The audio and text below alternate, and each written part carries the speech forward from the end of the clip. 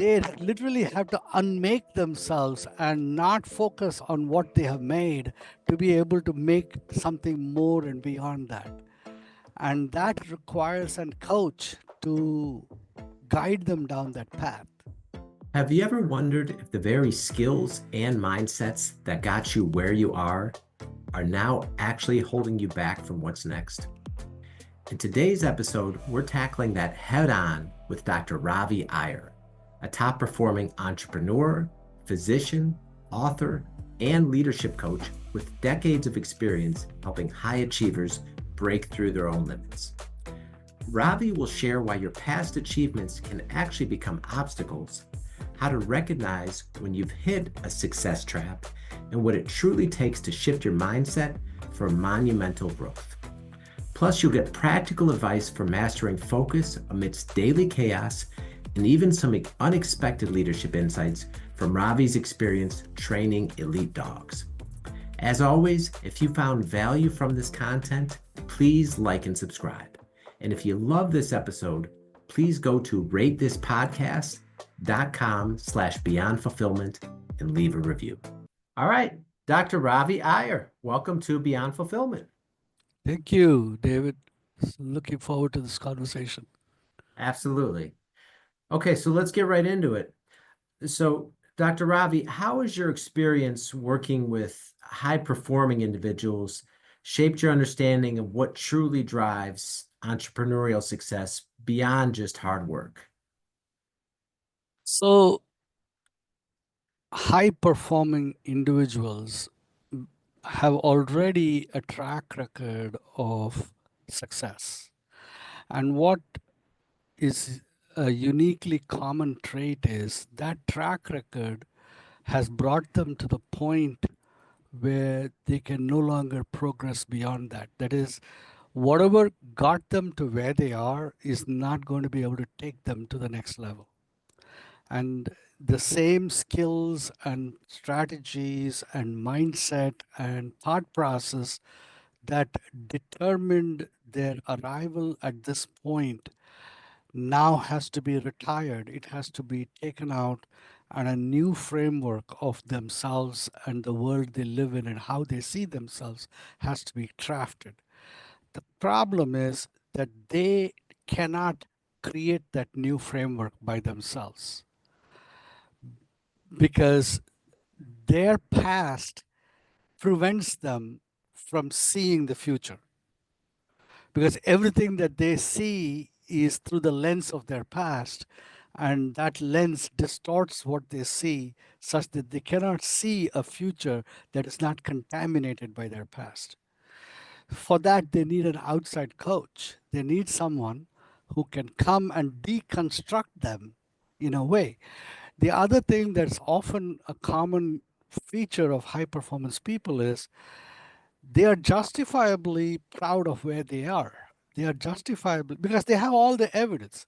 They got the 7-figure, 8-figure success. They have the all the accoutrements of success is there, and though that is telling them that they have made it, but they literally have to unmake themselves and not focus on what they have made to be able to make something more and beyond that.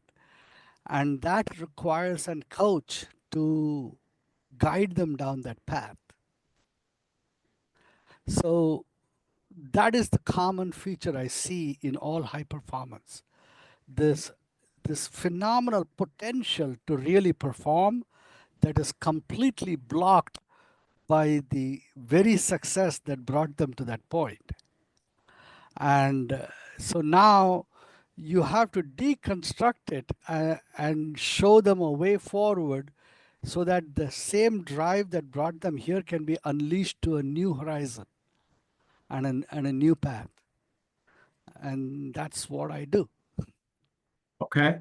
So just following up on that, I mean, it clearly sounds counterintuitive to where, someone has a level of success that they've reached, and you're saying that what got them to that level is not going to get them to the next level, and rather they need to, I guess, unlearn or have a coach help them deconstruct and then acquire a new set of skills, or I Not a guess new set of skills, a new way of looking at things.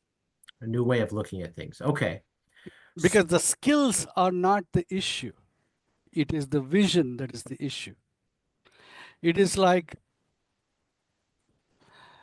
it is like they already have the tools to perform at the next level, but they are not able to use the tools effectively because the vision of way how to leverage those tools is completely different than what is required for the next level. I'll give you an example. Um,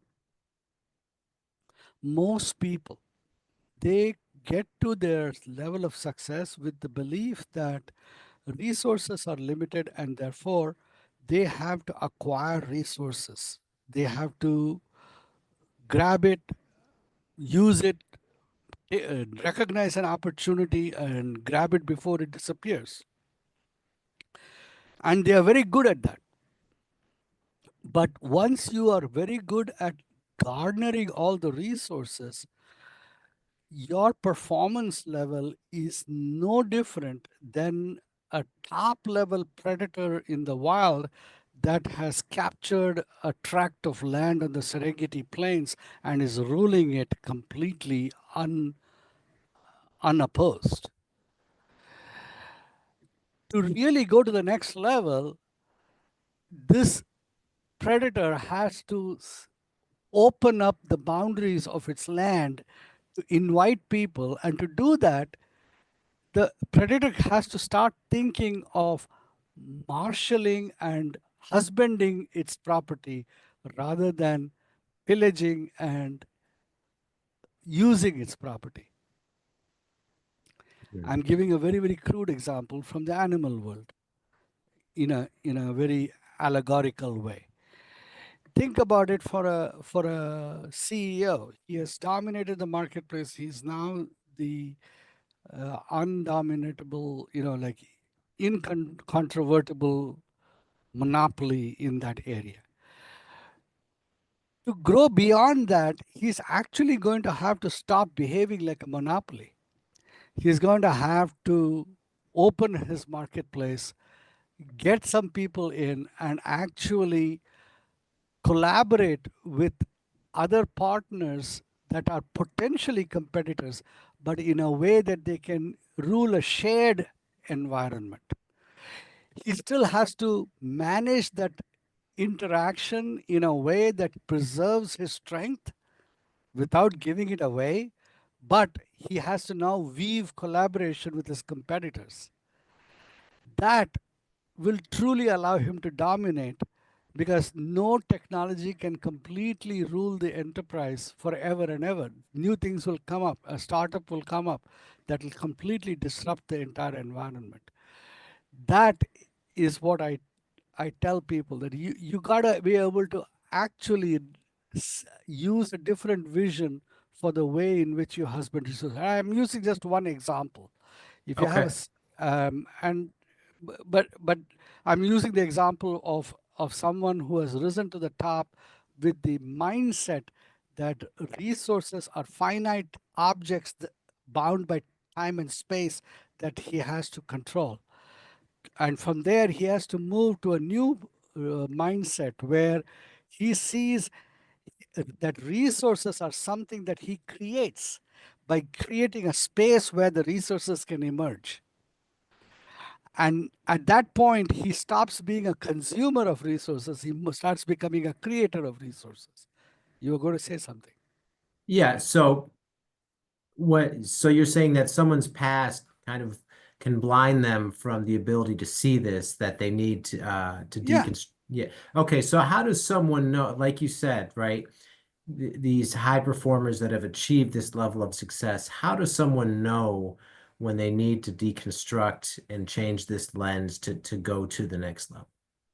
So, what I do in my workshop is I give them exercises where they are actually capable of shifting their perception of who they are from the usual ways in which they saw themselves as who they are. And I know it sounds like very mumbo jumbo jargony, but I'll I'll try to simplify it. We all have two modalities of knowing. We have a way of knowing our life through the input of our five senses as experience, as perception. And then we have a way of knowing life through the interpretations and the meanings we create out of these five perceptions that we have. You with me so far? Okay. So 99.9% behave as if their interpretations of their perceptions are the real life that they live in. They actually forget that life is actually got nothing to do with their interpretations. Life has everything to do with the way of knowing of just pure observation, pure perception, without a meaning attached to it. And that if they are able to remain in a space where they are just attentive to the perception of opportunities, that same set of opportunities will show up with options that were completely different than the way they were showing it when they were working through their narratives. Because the narratives make them see reality through a filter, through a lens. And that filter restricts the options with which life can present it themselves. Life actually presents in a infinitely more varied way, but the way you actually see it as presenting is what limits you. And all you have to do to break that limitation is to shift from a narrative based interpretation of life to a perception based life. And people will think, but wait a minute, my perception is my narrative. No, your perception is not your narrative. For example, you see color and then you give that color a certain value. You either you like it or you don't like it and so on. So the like and dislike comes on so fast to the perception that they actually become the perception, but it is not the perception, it's a superimposition. And I teach people the ability to stand in focus where they can find a 3 second space between true perception and interpreted perception. True perception gives you options. Interpreted perception restricts options. And if you want to go to the next level, you cannot go into the next level by restricting options. And the only way to do that is to move towards true perception. Go ahead. Okay. So it sounds like you're saying that the filter, so to speak, or the narrative that we give or that people give to their perceptions is really limiting them or holding them back from seeing what truly is available. And the fact that high performers, through their way of their lens They and have what's very powerful narratives. okay, and it's hard for them to let that go, given that it's It has created worked for them. success. Yes, Right. it has Okay. worked for them. It has Okay. worked for them. They have a lot of evidence and proof that these narratives are valuable, that they are successful. So the motivation to hold on to those narratives is very, very intense and powerful. And to be able to let go requires a certain level of humility and a certain level of openness that needs to be coached and cajoled and coerced and pushed. And you have to create situations where they are forced to confront the fact that they may not be as open as they thought they were. Hmm. Okay. And so, why do you believe that mastering focus is the foundational pillar for entrepreneurs navigating the daily chaos? Because you cannot separate these two things without focus. You need intense focus to be able to separate the amalgam of your constructed narratives to your perceptive perception. To stand in that little space before your narrative takes over requires intense focus. And when you stand in that space, you can actually see the options evolving in front of you, and you can pick and choose, and you have immense flexibility in that space. Hmm. You no longer are bound by the narratives of your past. See, the narratives that we have are very powerful survival tools. Every creature tries to predict the future. The tiger that cannot predict where the deer is going to appear is going to go hungry.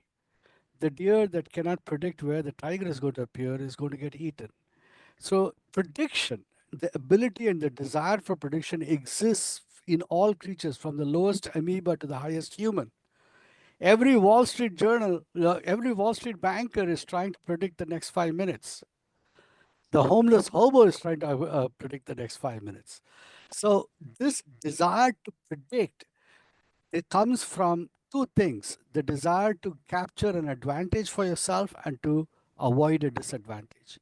Every creature on the planet, from whether it be a dog or or a businessman, is the same thing. They try to predict what is going to be likely to be their advantage and what is likely to be their disadvantage, and go towards one and avoid the other. This is the strategy of all businessmen. But the way they use prediction is they take a snapshot of what worked in the past and they superimpose it upon the present and say, hey, does this fit? If it fits, okay, I'm going to use this. But I'm saying, great, that's one way of dealing with the future. Look at it through the lens of your past. What about if you could take that lens and say, I used this in the past, but let's see, does it really have to be this way? What if I can put this aside for the time being and stand in the space of not knowing the answer? What kind of possibilities pop up then?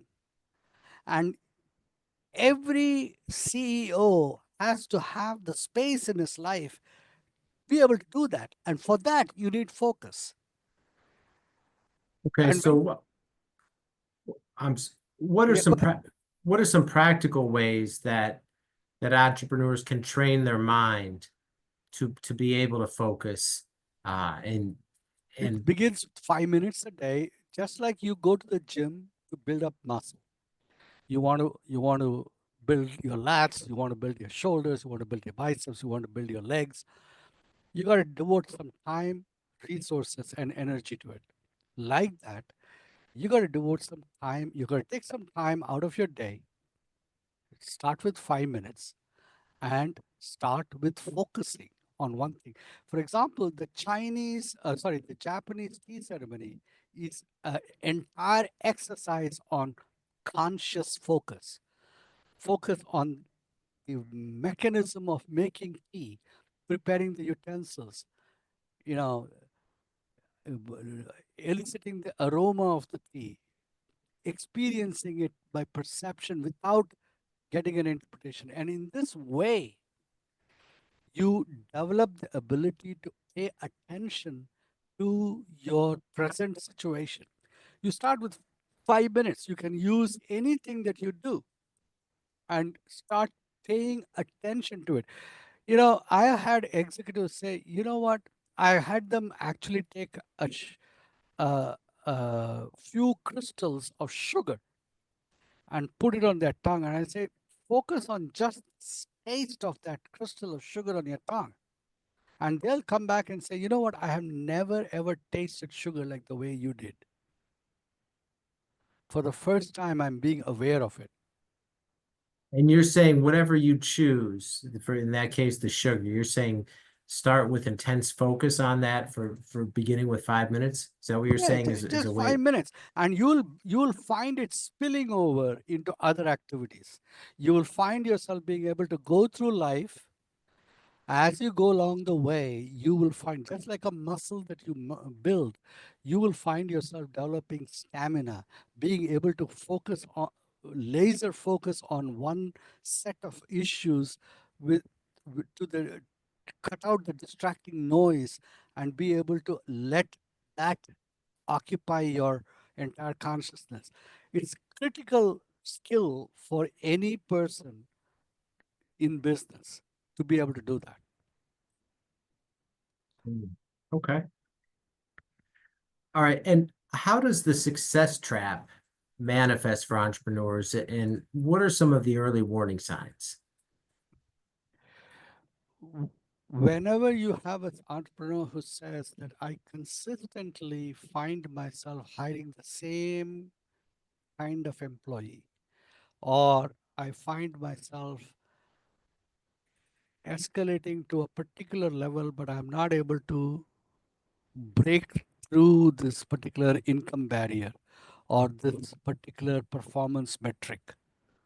I find myself always plateauing at a particular level. You know that they are coming up face to face against the block of a past, because that past has defined their their future only up to that point. And because they continue to see life through that, they are coming to a dead stop at that point. For them to go beyond that point, they're going to have to find a completely new way of building themselves. Hmm. Okay. All right. And what's one counterintuitive lesson that you've learned about building a purpose-driven business that many entrepreneurs might overlook? My best, my best lessons in leadership came from training dogs. Actually, it's very counterintuitive, but that's how it is. My best for 20 years, I competed with police dog sports with the German Shepherds, and from 2004 to 2023, um, I was engaged in a sport called Schutzen. And when you are working with an 85, 90-pound dog with razor sharp teeth and a crushing bite, and a personality that challenges authority, you learn very fast without any no nonsense how to become a leader. Uh, these dogs, German Shepherds, Belgian Malinois, Rottweilers, these are tigers and tigresses in the form of dogs. Uh, you need to understand how to command their respect. And they taught me more about leading a team, developing a team, motivating it, giving them freedom, giving them the freedom to work independently at a distance, yet remain uh, under control, remain obedient to command, even when there is no leash on them. All of that requires an ability to set boundaries and to give both freedom as well as accountability within those boundaries. And you understand that in the realm of a species like a dog, and you learn to communicate in the language that the species understand, but then the principles are applicable across the board to any other species. So I can take that, I took that out and employed it in my clinic. My clinic became, we've earned the top doctor clinic award for now since 2013, every year. During the pandemic, we were unbeatable. Every clinic in the area closed, and we remained open and took care of patients. We took care of 100,000 people during the pandemic for 24 months. Um, and so that was all lessons that I applied from the sport of Schutzen. So that was a counterintuitive thing. Okay. And what's the biggest misconception that people have about the entrepreneurial journey based on your extensive work with founders? People think that vision is enough for success. Vision is not enough. Vision is actually the smaller part of success. The ability to patiently work step by step through a process while holding on to your vision, but not letting vision dominate, to have the discipline to remain focused on meeting specific goals. And the biggest goal that an entrepreneur needs to understand and never lose sight of is, how does what I do right now serve my customer? You have to identify who your customer is at all times.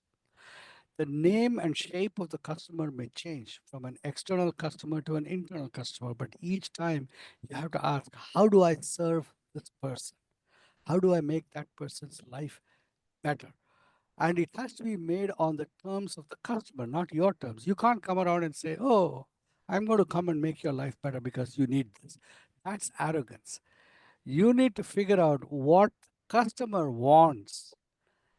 And if the customer doesn't know what he wants, then you got to help the customer identify what he wants and help him articulate his want.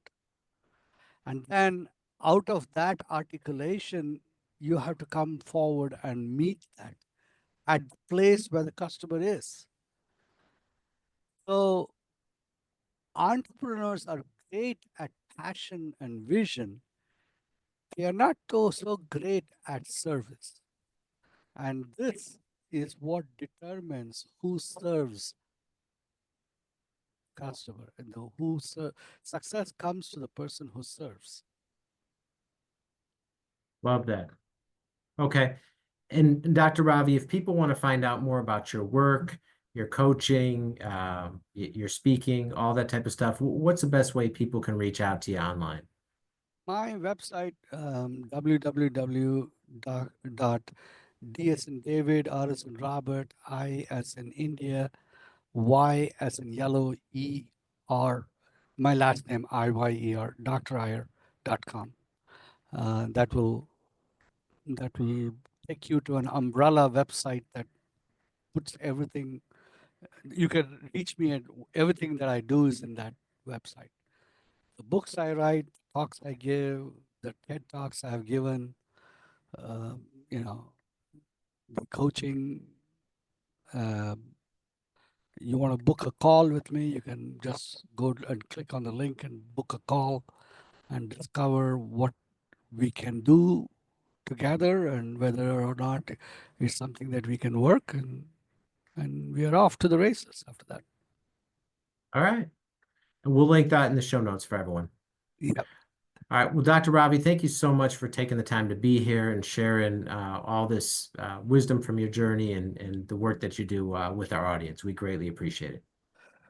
Thank you, David. It's a pleasure talking to you. All right. And that's all the time we have for now. We will see you next time.